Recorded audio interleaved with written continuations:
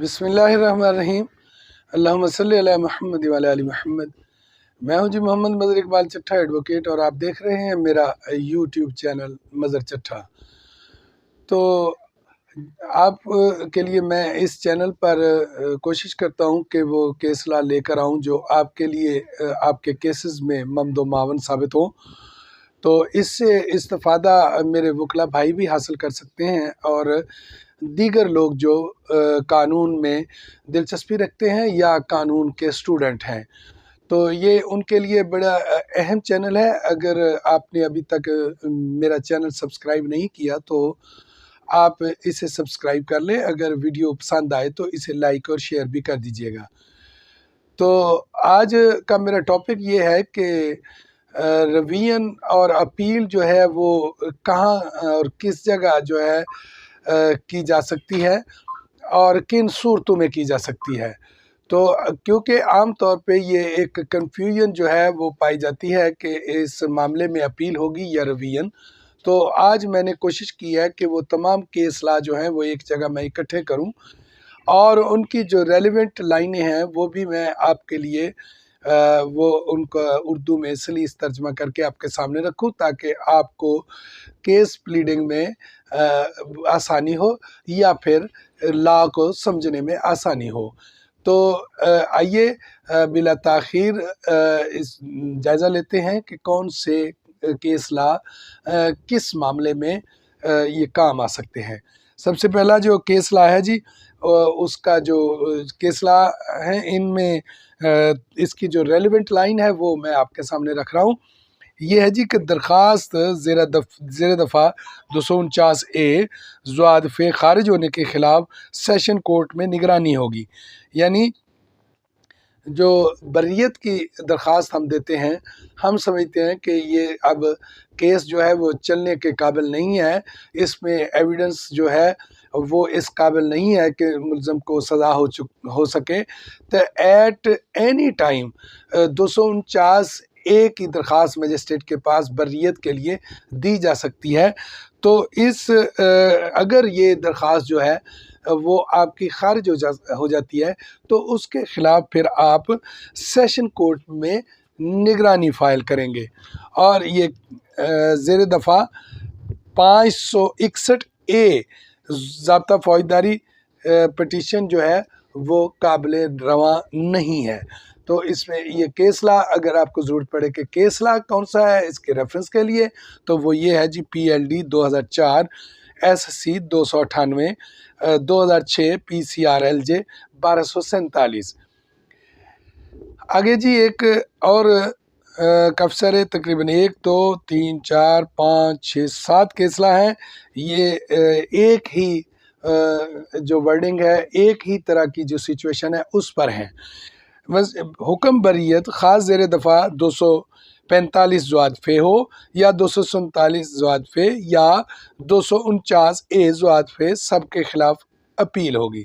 ये ज़वाद फ़े से मुराद ज़ब्ता फ़ौजदारी, ये उन लोगों को से मैं मुखातिब हूँ, वकला तो इसको जानते हैं, जो लोग सिर्फ इसके लॉ के स्टूडेंट हैं या लॉ को समझना चाहते हैं। तो इसको अगर ज़ब्ता फ़ौजदारी कहा जाए ज़वाद फ़े की जगह तो ज़्यादा बेहतर है। तो ये हुक्म बरियत के ख़िलाफ़ जो 245 के तहत या 247 के तहत या 249A ज़ाब्ता फ़ौजदारी के तहत होगी, तो उसके ख़िलाफ़ अपील होगी। इन सब के ख़िलाफ़ अपील होगी, ना कि निगरानी होगी। ये केसला जो है वो भी नोट कर लें, जिनके तहत ये बताया गया है कि निगरानी जो है वो सस्टेनेबल नहीं है। 2002 PCRLJ 2072 PLJ 2002 CRC 1341 2003 CRLJ 495 2008 PCRLJ 1067 2008 YLR 263 2009 PCRLJ 595 2009 CRLJ 387। अब आगे एक केसला है जी, जो 3 केसला है जिनके बारे में जो इसकी रेलेवेंट जो मैं आपको बताना चाहता हूँ जो पोर्शन, वो इन केसला में इस तरह डिस्कस किया गया है कि 7 साल तक की सज़ा की सूरत में अपील सेशन कोर्ट में होगी। यानी अगर किसी मुलज़म को सज़ा 7 साल हुई है या 7 साल से कम हुई है तो उसके खिलाफ जो अपील है वो सेशन कोर्ट में होगी, ना कि हाई कोर्ट में।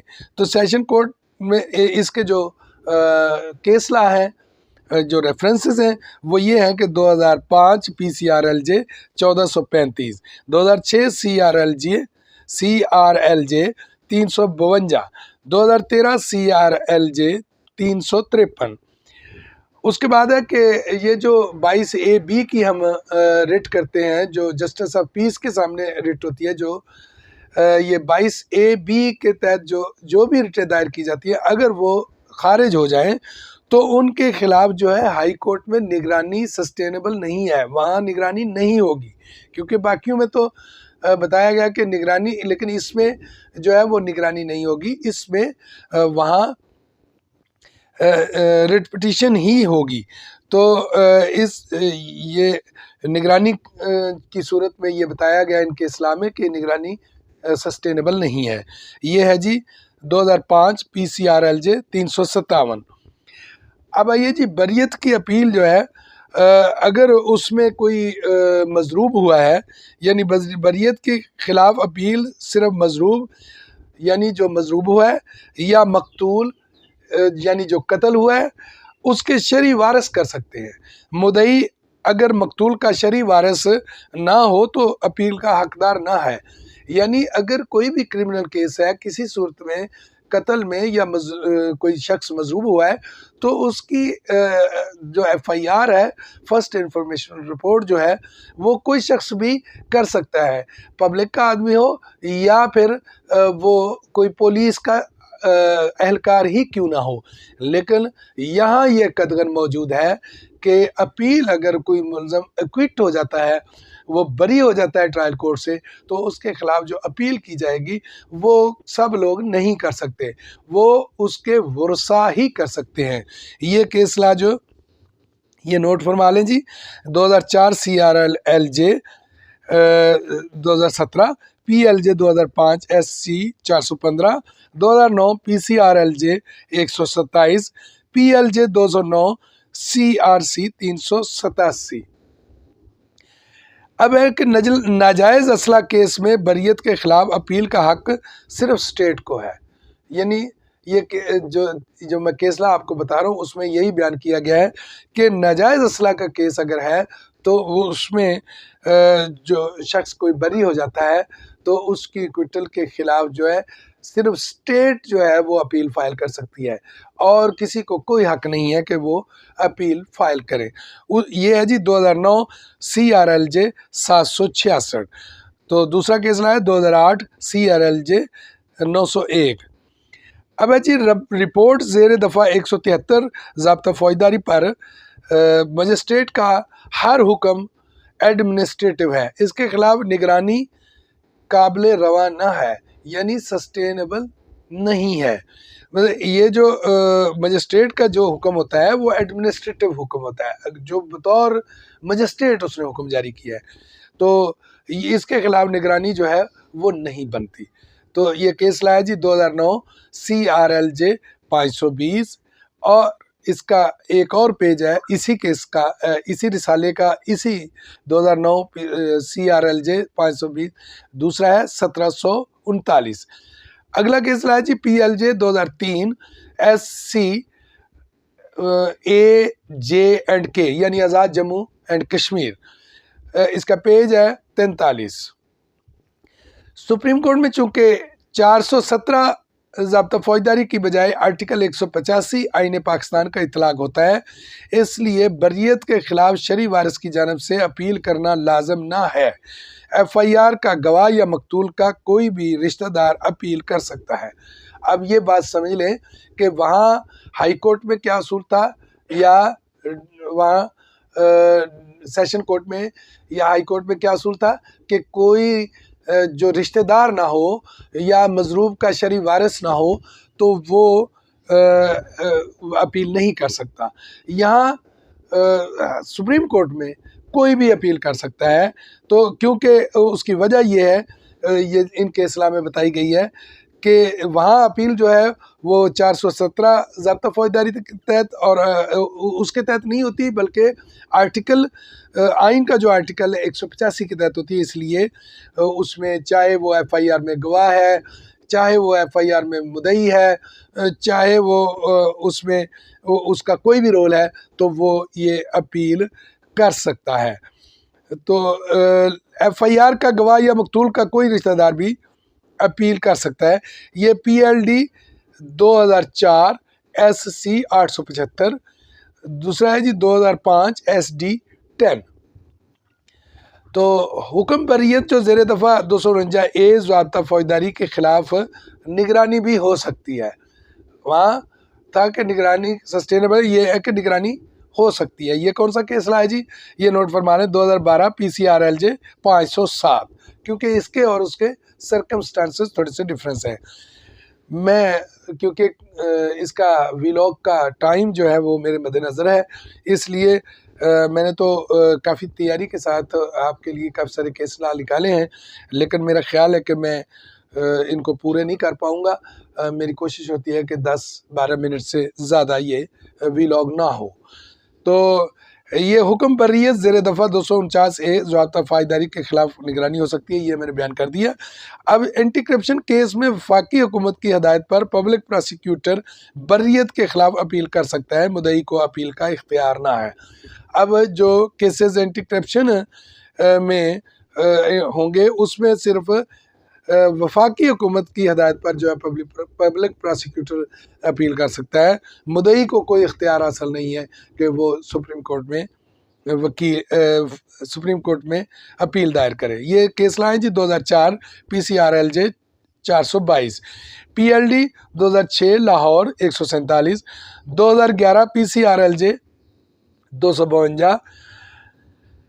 आगे जी, रिमांड ऑर्डर के खिलाफ निगरानी काबिल रवा है। मतलब अगर रिमांड का ऑर्डर जो है, मिसाल के तौर पे अगर मजिस्ट्रेट के सामने किसी को पेश किया गया है, तो उसने रिमांड ऑर्डर में आपकी प्रे के ख़िलाफ़ रिमांड ऑर्डर जारी किया है, तो आप उसके ख़िलाफ़ निगरानी कर सकते हैं और सस्टेनेबल है। ये केस लाया जी 1997 CRLJ 357, 2005 PCRLJ 1709। आगे जी, फेडरल शरीयत कोर्ट के फैसले के खिलाफ अपील सुप्रीम कोर्ट में होगी। ये तो तकरीबन तमाम दोस्तों को मालूम होगा, लेकिन इसका रेफरेंस जो है वो भी आप नोट फरमा लें। ये है जी 2004 PCRLJ 899 यानी 899। निगरानी में हुक्म बरियत को सज़ा में न बदला जा सकता है, अलबत्ता केस रिमांड किया जा सकता है। ये बड़ा अहम केसला है जी। निगरानी अगर दायर की है आपने, हुक्म बरियत जो है उसके ख़िलाफ़ आपने निगरानी दायर की है, मसलन एक शख्स को बरी कर दिया गया और आपने निगरानी दायर की है, तो उस निगरानी में फिर जो अदालत है उसको सज़ा में नहीं बदल सकती, ये निगरानी को सज़ा में नहीं बदल सकती, अलबत्ता केस को रिमांड कर सकती है, वापस ट्रायल कोर्ट को भेज सकती है। तो ये केस ला जो है वो नोट फरमा लें। 2003 SCMR 698, 2009 SCMR 569। निगरानी में सज़ा बढ़ाने के हुक्म के ख़िलाफ़ ज़ेर दफ़ा 561 ज़ाब्ता फौजदारी क्वैशमेंट दायर हो सकती है। यानी अगर सज़ा बढ़ानी है आपने, तो निगरानी में नहीं, आप क्वैशमेंट जो है वो दायर कर सकते हैं। उसमें ये सज़ा जो है बढ़ाने का हुक्म जो है, वैसे अगर निगरानी में सज़ा बढ़ा दी गई है तो आप उसके ख़िलाफ़ फिर क्वैशमेंट में जा सकते हैं। ये केस ला है 2001 MLD 1670। अगर हुक्म बरियत के ख़िलाफ़ अपील ना की जाए तो निगरानी काबिल रवा ना है। यानी बरियत का हुक्म है, उसके ख़िलाफ़ इक्वेटल के ख़िलाफ़ अगर अपील नहीं की गई तो आप उसके ख़िलाफ़ फिर निगरानी जो है वो सस्टेनेबल नहीं होगी, क्योंकि उसके टाइम में लिमिट में फ़र्क है। लोग फिर जब टाइम गुजर जाता है तो फिर उसको निगरानी के ज़रिए उसको ले आते हैं, लेकिन निगरानी ये यहाँ इनके इस्लाम में ये वजाहत से कह दिया गया है कि निगरानी फिर काबिल रवा नहीं है, सस्टेनेबल नहीं है।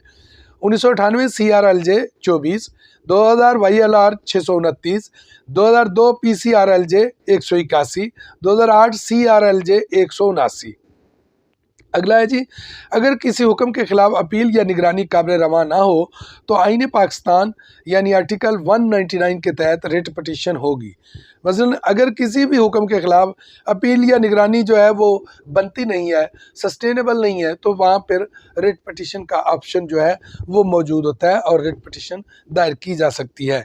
ये केस ला है जी PLD 2002 SC 408। अदालत अपील ना तो सज़ा बढ़ा सकती है और ना ही बर्रियत को सज़ा में बदल सकती है। अब ये बड़ा अहम केसला है, यानी अपील की जाए तो ऐसा नहीं है कि नीचे सज़ा जो है वो 10 साल हुई है और जहाँ अपील किया वो उसने जनाब उसको कम करने की बजाय उसकी सज़ा 12 साल कर दी है, तो ऐसा नहीं हो सकता। ये केसला आपके इंतहाई काम आएगा। ये है जी 423 ज़ब्ता फौजदारी है इसमें ये केसला 2007 SCJ 497 पेज। अच्छा, जालसाजी के केस में मुद्दई की वफात के बाद उसके वर्सा या वारसान बरियत के खिलाफ अपील नहीं कर सकते। यानी अगर फ्रॉड का केस है, जालसाजी का केस है, तो उसमें अगर वो बरी हो जाता है और उसके बाद वो फौत जो उसका मुद्दई है वो फौत हो जाता है, तो उसके वारसान जो है उसके खिलाफ अपील दायर नहीं कर सकते। ये 2005 SD 274 बड़ा अहम केस है। इस तरह के मामला पेश आते रहते हैं। तो इस्तगासा में आर्डर या तलबी मुल्ज़मान के खिलाफ निगरानी होगी। अगर किसी ने कोई मजिस्ट्रेट के पास इस्तगासा दायर किया है, प्राइवेट कंप्लेंट दायर किया है और उसमें अगर तलबी का ऑर्डर हो गया है, तो आप उसके ख़िलाफ़ निगरानी दायर कर सकते हैं। और वो निगरानी दायर करने के लिए जो रेफरेंसेस हैं ये मैं आपको नोट करवा देता हूँ। ये आम तौर पर ज़रूरत के होते हैं, आम तौर पर ये पेश आते हैं। तो ये केसला ये रेफरेंसेस आपके लिए बड़े फ़ायदेमंद होंगे। 2006 CRLJ 245 page. Order of Executive Magistrate cannot be revised by magistrate under Section 30 2010 CRLJ 519। तो अगला केस है जी, इस्तगासा अदम पैरवी खारिज होने के खिलाफ निगरानी होगी, अपील काबिल रवा नहीं होगी। अगर आपका इस्तगासा जो है वो अदम पैरवी की सूरत में खारिज हो गया है, तो फिर आप उसके खिलाफ अपील करेंगे, निगरानी नहीं कर सकते। आप निगरानी दायर करेंगे, अपील जो है वो नहीं कर सकते। अपील जो है सस्टेनेबल नहीं होगी। तो ये केस ला है जी 2006 PCRLJ 1101 2006 YLR 26। तो मैंने तो इसमें आपके लिए काफ़ी सारे केसला जो है वो निकाल रखे थे, लेकिन वीडियो लंबी हो रही है, तो इसी पे मैं इक्तफ़ा करता हूँ। तो इंशाल्लाह फिर नए किसी केस के उन्वान के मुताबिक इंशाल्लाह केसला जो है वो इकट्ठे करेंगे। ये बड़ी मेहनत से मैंने इकट्ठे किए हैं, तो ये आपकी नज़र किए हैं। उम्मीद है कि आपको पसंद आएंगे। अगर पसंद आए तो लाइक और शेयर भी कर दीजिए। और चलते चलते फिर आपसे गुजारिश है कि मेरे इस चैनल को जो है वो सब्सक्राइब भी कर दें और घंटी का बटन भी दबा दें। तो मैं समझता हूँ कि ये केसला जो है, जो मैंने अर्ज़ की है, ये आपके लिए एक लाइब्रेरी का दर्जा रखते होंगे। तो इसे अपने पास सेव कर लीजिए, महफूज कर लीजिए। हम और आप यानी वकला इस कानून के तालिब इल्म हैं। ये कानून जो है ये जितना भी बांटा जाए, ये इल्म जो है जितना भी बांटा जाए उतना बढ़ता है, और जितना इसमें कंजूसी की जाए उतना घटता है। इस नज़रिए से मैं सदका जारिया के तौर पर इसको आपकी नज़र करता हूँ। इंशाल्लाह मिलते हैं किसी नए उन्वान के साथ। और इस चैनल पे मेरी कोशिश होती है कि किसी एक उन्वान पर वो जो है केस इकट्ठे किए जाएं। तो काफ़ी मेहनत दरकार होती है। इंशाल्लाह इसमें थोड़ा सा तातल आ जाता है तो केस ला इकट्ठे करते करते। तो इंशाल्लाह अगला व्लॉग भी जल्द आएगा किसी नए केस के उन्वान के साथ। Thank you. अल्लाह हाफिज़। अल्लाह ताला आपका और मेरा निगहबान हो।